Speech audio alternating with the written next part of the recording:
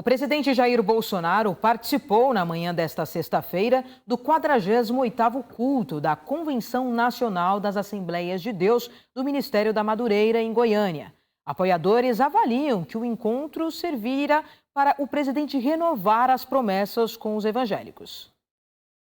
Segundo as últimas pesquisas divulgadas pelo Poder Data, foi apresentado que 47% dos eleitores evangélicos aprovam o governo do presidente Jair Bolsonaro.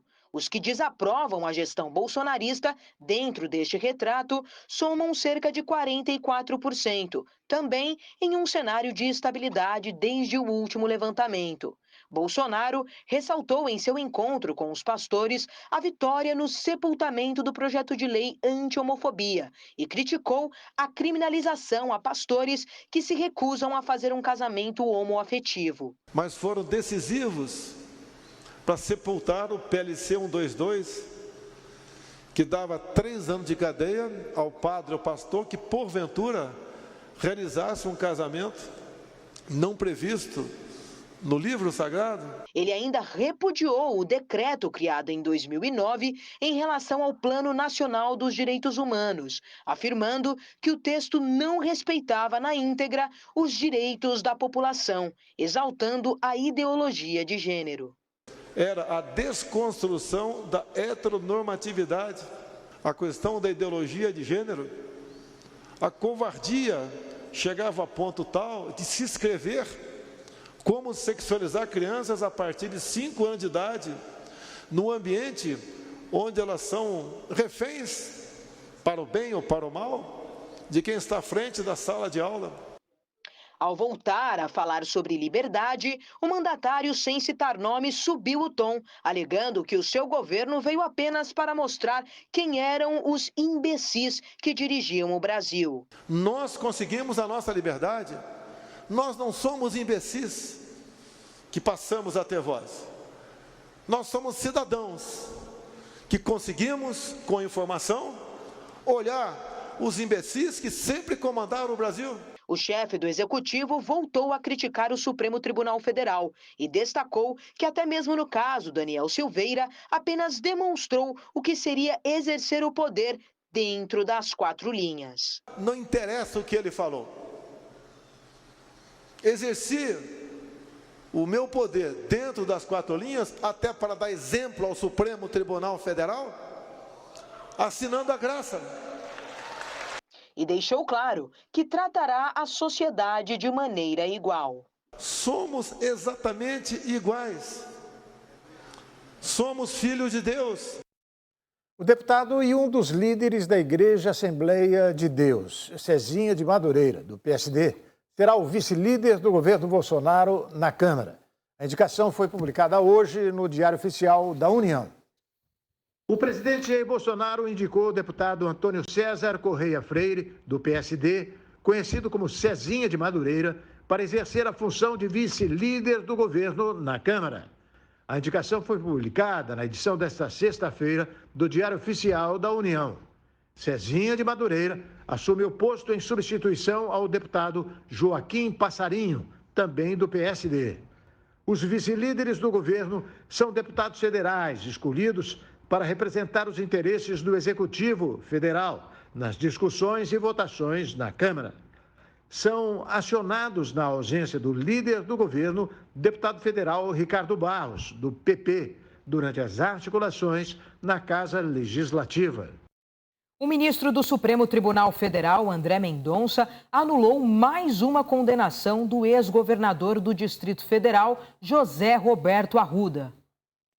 O ministro André Mendonça, do Supremo Tribunal Federal, anulou mais uma condenação do ex-governador do Distrito Federal, José Roberto Arruda, do PL.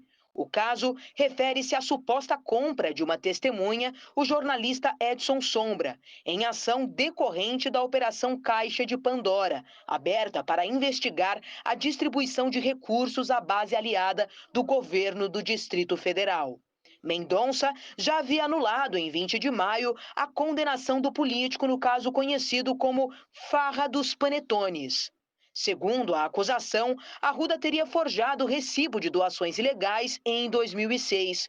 Os R$50 mil recebidos, disse o político na época, eram de uma doação para a compra de panetones. Mendonça considerou a Justiça Estadual incompetente para processar e julgar os dois casos e enviou os processos à Justiça Eleitoral. Com isso, Arruda fica mais próximo de rever seus direitos políticos. Ele está inelegível. Segundo a defesa, no entanto, faltam apenas 2 casos para que o político possa voltar a concorrer ainda nestas eleições. Senadores debateram hoje o acordo de cooperação técnica firmado entre as ouvidorias do Senado Federal e do Conselho Nacional do Ministério Público. A medida irá fortalecer o atendimento ao cidadão. O ouvidor-geral do Senado, o senador Plínio Valério, e o ouvidor nacional do Ministério Público, o conselheiro Engels Muniz, explicaram os termos do acordo e como o atendimento ao público poderá ser aprimorado, de forma que os cidadãos possam ter a garantia de que suas demandas serão ouvidas e devidamente respondidas pelos órgãos. Engels Augusto, ouvidor nacional do Ministério Público, falou dos destaques do plano e apresentou os principais objetivos com o acordo. Esse acordo, que julgamos muito importante, em primeiro lugar, ele dá um destaque às ouvidorias do Senado Federal e às ouvidorias do Ministério Público, como ouvidorias importantes de 2 órgãos fundamentais para a sociedade brasileira. A previsão dele é o intercâmbio de informações, a realização de parcerias, o levantamento de dados que são coletados tanto pela ouvidoria do Senado quanto pela ouvidoria do Ministério Público brasileiro e o tratamento dessas informações para que o cidadão tenha uma resposta efetiva de suas demandas em uma dessas ouvidorias. O senador e ouvidor-geral do Senado Federal, Plínio Valério, do PSDB, afirmou que o foco será dar ao cidadão a certeza de que seu pedido e insatisfação serão encaminhados aos parlamentares. O principal é esse, é a certeza de que, além de ser só ouvido, ele terá o seu pleito também encaminhado. Porque na ouvidoria do Senado nós recebemos muitas demandas que não são pertinentes ao Senado, mas são pertinentes, por exemplo, ao Ministério Público, né, à Câmara Federal. Então o cidadão vai ter a certeza de que aquele seu pleito será encaminhado, porque a gente ampliou. É um passo dado para essa ampliação e essa união entre as instituições. Quanto mais acordo a gente fizer, melhor para o cidadão, que ele terá certeza do encaminhamento do seu pleito. Ingles Augusto explicou ainda como as demandas tramitam no órgão. Para 2 casas, primeiro referente ao Ministério Público brasileiro. Os temas que têm mais pertinência com a atuação do Ministério Público são os temas relacionados à prática de crimes, como, por exemplo, violência contra as mulheres, violência contra idosos, violência contra crianças, violação de direitos fundamentais e também qualquer prática de crime contra o meio ambiente. Esses são temas que são pertinentes do tratamento pelo Ministério Público. E a seguir, para doer no bolso, a agência autoriza reajuste de quase 16% nos planos de saúde. E a atriz pornô amadora consegue na justiça direito de filiação ao PT. Ela quer ser deputada estadual em Mato Grosso. O RB Notícias da Rede Brasil volta daqui a pouquinho. Até já.